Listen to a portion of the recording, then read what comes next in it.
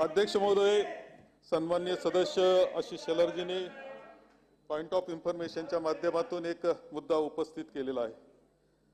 एकंदर संपूर्ण महाराष्ट्र सध्या या चर्चेमध्ये आहे आणि जे काही त्यांनी उपस्थित केलं इथपर्यंत का येऊन पोहोचतं याचा सुद्धा विचार आपण केला पाहिजे।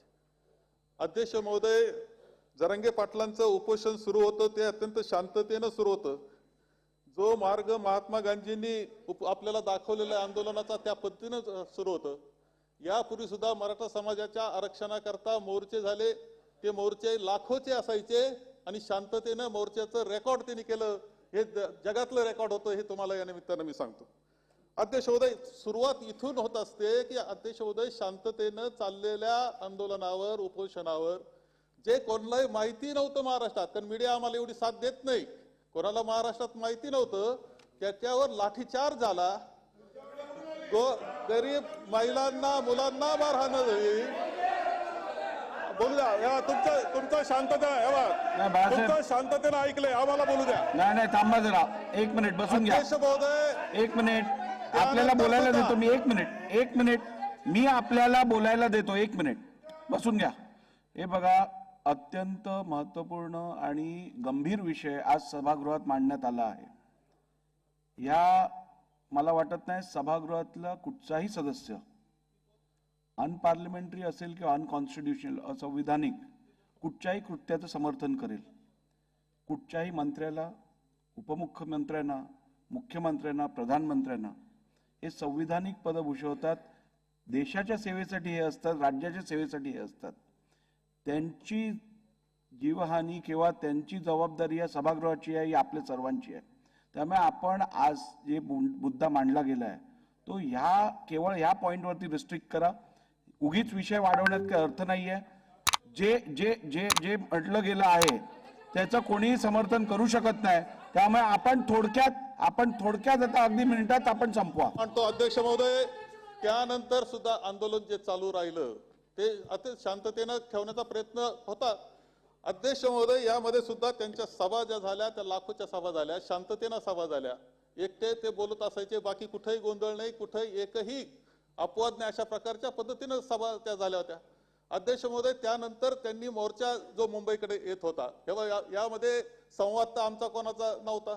संवाद करणारी आपली सरकार पक्षाची माणसं होती, सतत जात होती, बोलत होती, त्यांच्या दोघांचा संवाद होता। कुठेही आम्हाला महाराष्ट्र शांततेने चालावा, बंधुभावाचं वातावरण सर्व समाजात राहावं या विचाराचे आम्ही आहोत। ज्यावेळेस मोर्चा येत होता आणि नव्या मुंबईला मोर्चा थांबल्यानंतर माननीय मुख्यमंत्र्यांनी काय मध्यस्थी केली, त्यांचे जे कोणी असतील, त्यांचे जे लोक असतील, त्यांनी मध्यस्थी काय केली आम्हाला फार माहीत नाही। आणि त्या मध्यस्थीनं सर्व शांतता झाली होती, गुलाल उधळला गेला, जल्लोष झाला आणि मग पुन्हा नेमकं काय घडलं हा प्रश्न माननीय मुख्यमंत्र्यांना आम्ही विचारलेला होता। पुन्हा का आंदोलन चालू झालं हे समजायला तयार नाही, अशी आमची अवस्था आहे। आम्हाला कोणी विश्वासात घ्यायला तयार नाही की नेमकं काय चाललंय, काय हे समजायला तयार नाही। तुम्ही मिठा मारता, कानात बोलता, बरं झालं शांततेनं झालं, महाराष्ट्र शांत राहील ही अपेक्षा होती। पुन्हा हे आंदोलन चालू का झालं आणि त्यामुळे इतकी तीव्रता का वाढली?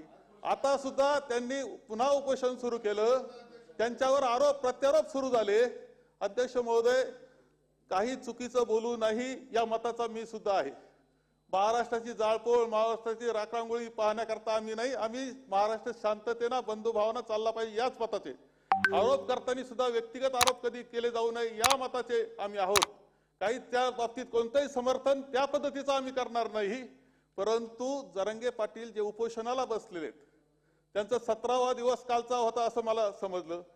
त्यांच्यावर काही आरोप सुरू झाले, आरोप करणारे आले कुठून, आरोप का करीत होते आणि त्याच्यातून ते काही राजकीय माणूस नाहीये, अत्यंत सरळ साधा बिगर राजकीय व्यक्तिमत्व ते आहे।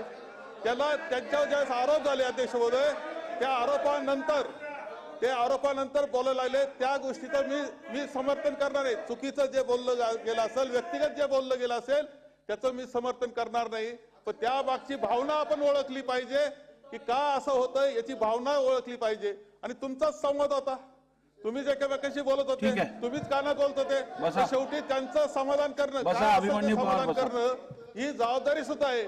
त्यांना सुद्धा मोडून काढू हे आंदोलन असं म्हणणं योग्य नाही।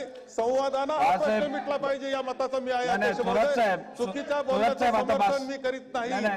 चुकीचं जे बोललं गेलं त्याचं बिलकुल समर्थन मी ठीक करत आहे. नाही, परंतु चाललंय आता त्यांच्यावर आरोप होत आहेत. आता पुढे जाऊया, पुरवणी मागण्यांवर जाऊया. राजकारणातील प्रत्येक अचूक बातमीचे सर्वात आधी अपडेट्स मिळवण्यासाठी सरकारनामाच्या सर्व सोशल मीडिया प्लॅटफॉर्मला लाईक, फॉलो आणि सबस्क्राईब करा. तसंच सर्व नोटिफिकेशनसाठी बेल आयकॉन प्रेस करायला विसरू नका.